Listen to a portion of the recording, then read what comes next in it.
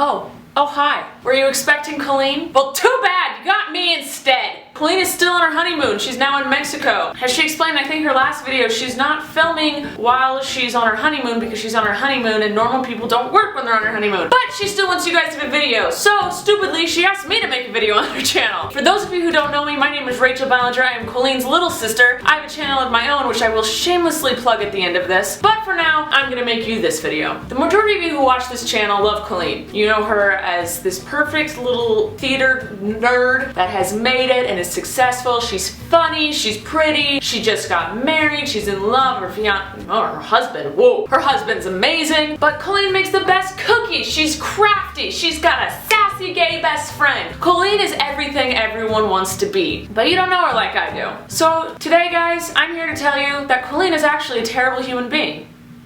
I'm gonna tell you some true stories growing up with her, and then if you still think she's a wonderful person at the end of this, you can stay subscribed. But if not, you can click off.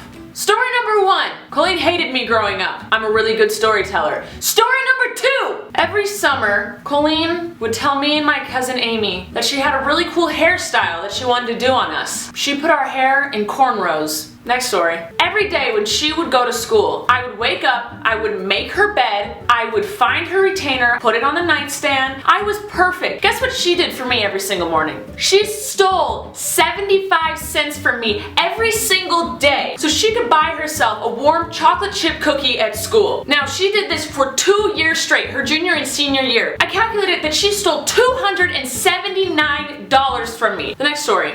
Every night, she'd be like, truth or dare? And I'd be like, truth. And she would say, no, you cannot pick truth, you have to pick dare. And every single night, she dared me to smell my cat's butt. Another story. She'd be like, Rachel, come up here and let's talk. So it's a bunk bed. So I stood on my bottom bunk, I grabbed the bar on the top, and I stood there, and she'd be like, no.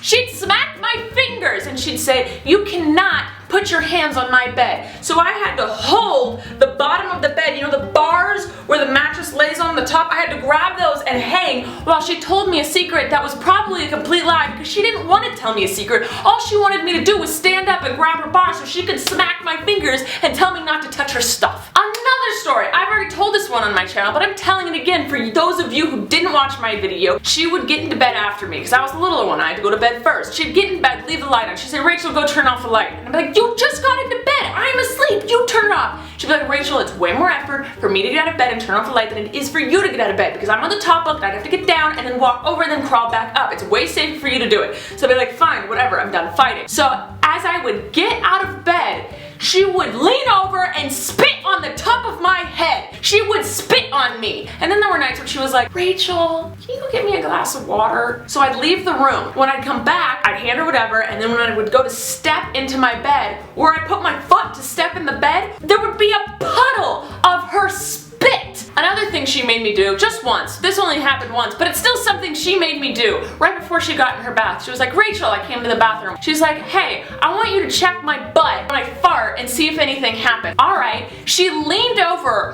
her bare butt in my face and farted when I was this far away from her butt. You wanna know what happened? It just moved a little. Now, you may be wondering, Rachel, why did you put up with all of this? 1, I was obsessed with her, just like all of you are, and I wanted her to be my best friend. 2, I always knew that there was an opportunity that would come up where I could get my sweet, sweet revenge. And today, ladies and gentlemen, that day is today. Colleen told me that while she's on her honeymoon, I have to come and watch her house. I have to pick up her mail, and I have to make sure everything's in order and clean by the time she gets back. She expects me to drop all my crap to clean hers? Now I'm gonna break her crap instead.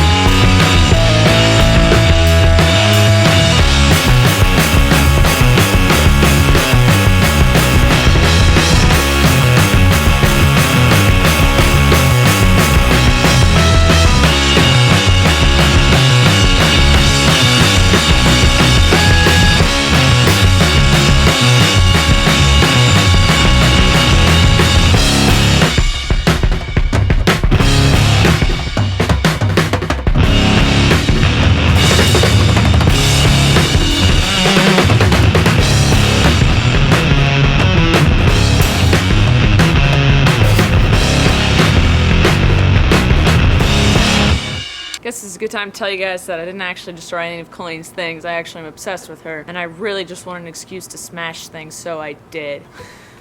I hope you got maybe a smile from this video. I don't quite know. And Colleen's as awesome as you guys think she is. Without her, I wouldn't have the life that I do. No, the stories were real. She was a little punk to me growing up. She was the worst. But when she went off to college, she realized how great I was. And then we became best friends. I mean, we're practically sister goals. So here's my shameless plug. If you like this video, or if you are all interested in seeing anything else I've ever done, go check out my channel. I'll put the link here. Hope you guys enjoyed this. Sorry it wasn't Colleen. She will be back next week, but she's still on her honeymoon enjoying her husband. Thanks guys. For those of you who I just met, it was nice meeting you. Those for you who know me, good to see you again. Bye guys.